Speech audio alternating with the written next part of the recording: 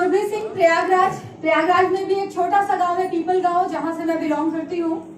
अगर बात करूं 6 साल पहले जब वेस्टीज में आई थी, जिस गांव में मेरा जन्म हुआ, उस गांव को जाना जाता था एक ऐसे गांव के बारे में जहां पे कभी बिजली नहीं रहती थी और लोग बोलते हैं कि सड़कों में गड्ढे होते हैं, लेकिन मेरे गांव के लिए बोला जाता था कि गड्ढों में सड़कें हैं।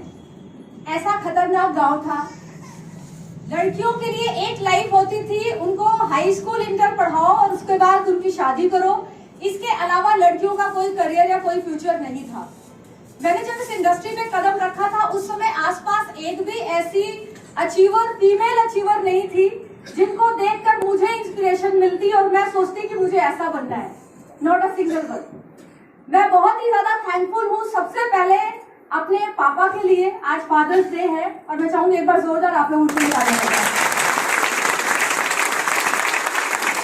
क्योंकि मेरे फादर ने मुझे इस इंडस्ट्री में इंट्रोड्यूस किया, तो मुझे बहुत प्राउड फील होता है। उन्होंने उस समय मुझे इंट्रोड्यूस किया था जिस समय आसपास एक भी कोई फीमेल अचीवर नहीं थी।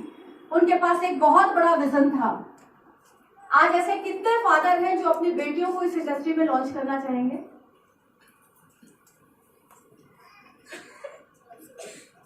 एक बार आप सभी के लिए जोरदार ताली। फ्रेंड्स, जब मैं इस इंडस्ट्री में आई और मैंने यहाँ पर लोगों को देखा, लोगों की आमदनी देखी, तो मन में एक टीस आई कि काश ये पैसा मेरे पास भी है। संजय रावत सर ने मेरे पापा को ज्वाइन कराया और सर ने बोला कि आप सुरभि से मिलाइए। सुरभि मिलने को तैयार नहीं थी। मुझे लगा कि कुछ होना नहीं है इस इंडस्ट्री में, सिर्फ टाइम वेस्ट है। मेरे फादर ने मुझे कभी भी नहीं कहा कि तुम्हें इस काम को करना है, लेकिन जबरदस्त फॉलो अप, क्योंकि कहते हैं ना 10% presentation, 10% plan, 90% follow up. Yes और no? 10% plan, 90% follow up. Sanjay sir ने मेरे पापा का पीछा नहीं छोड़ा, उन्होंने कहा सुरभि से मिलाइए। संजय सर ने उत्तम सर को बताया कि सुरभि बहुत अच्छा कर सकती है। उत्तम सर ने भी मुझे फॉलो करना शुरू किया और ऊपर वाला जब आपको कुछ देना चाहता है तो वो रास्ते बना लेता है। विवेक सर प्रयागराज आए, एक योजना बनाई गई मेरे घर आने की, मुझे प्लान दिखाने की। अपॉइंटमेंट नहीं लिया गया था, तो मैं आप लोगों को एक मैसेज जरूर देना चाहूंगी, कई बार अपॉइंटमेंट लेना भी जरूरी नहीं है।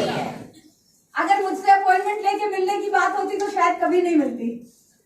विदाउट अपॉइंटमेंट 11:30 बजे रात मेरे घर पर आके सर ने मुझे जबरदस्ती, वो लंबी एक हिस्ट्री है, कहानी है, उसे मैं बहुत शॉर्ट में करके बताऊंगी।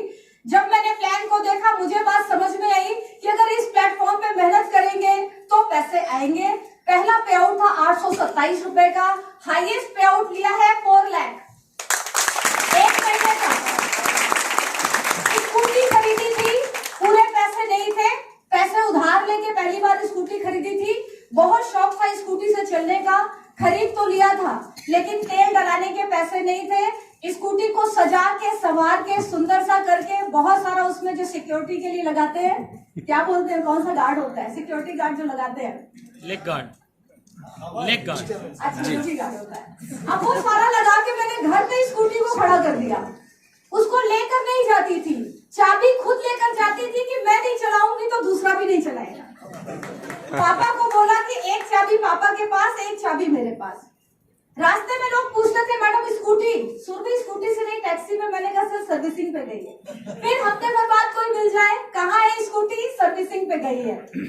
कहाँ है स्कूटी? सर्विसिंग पे गई है। झूठ बोलती थी क्योंकि फ्यूल डलाने के पैसे नहीं थे।